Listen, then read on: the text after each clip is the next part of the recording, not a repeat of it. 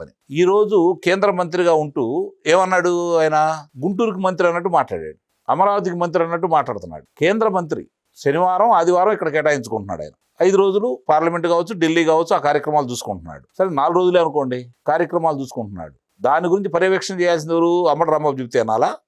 జగన్మోహన్ రెడ్డి చెబితే అనాలా? ఈరోజు తన పరిధిలో, తన నియోజకవర్గ పరిధిలో సమస్యలు ఏదన్నా ఉంటే ఆ సమస్యలకి పరిష్కార మార్గం గురించి ఆలోచిస్తూ కేంద్రం నుంచి ఒప్పించి మెప్పించి పెట్టుబడి తీసుకొచ్చే క్రమంలో ముందంజలో ఉంటూ ముందుకెళ్తున్నటువంటి పెమ్మసాని చంద్రశేఖర్ గారి గురించి అంబటి రాంబాబు గారికి క్షుణ్ణంగా తెలుసు. అతన్ని తప్పనిసరి పరిస్థితుల్లో మాట్లాడిస్తున్నారని అయితే నేను భావిస్తున్నా.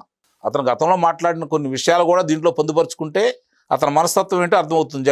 చంద్రశేఖర్ గారి మీద ఉన్నటువంటి అభిప్రాయం. కాకపోతే ఏంటంటే ఆ పార్టీ మనిషి కాబట్టి, ఆ పార్టీ లైన్లో మాట్లాడాలి కాబట్టి అతను మాట్లాడుతున్నాడు అని అయితే నేను భావిస్తున్నా. అంటే అసందర్భంగా మాట్లాడి తన స్థాయిని ఉన్న విలువలు కూడా దిగజారు. ఆ పార్టీలో ఉన్న వాళ్ళకి స్థాయి గురించి మీరు మాట్లాడతారేంటి రామరావు గారు? కూడా ఉండవంట. ఇంకా దాని గురించి ఎందుకు మాట్లాడతారు?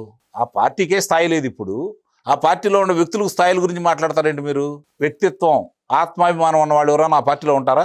మరి ఇంకెందుకు వాళ్ళ గురించి మాట్లాడుకోవడం? మనం చిన్న పెద్ద తేడా అంతే తప్ప ఆ పార్టీ వాళ్ళ గురించి అంతకంటే ఎక్కువ మీరు ఊహించుకోవద్దు, వాళ్ళ గురించి ఎక్కువ ఆలోచించవద్దు.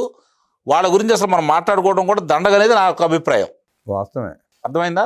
లేని పని ప్రచారం మనమే కలగజేస్తున్నాం. వాళ్ళ గురించి ప్రజలు మర్చిపోయారు కాబట్టి 164 స్థానాలు ఇచ్చారు ఈ కూటమికి.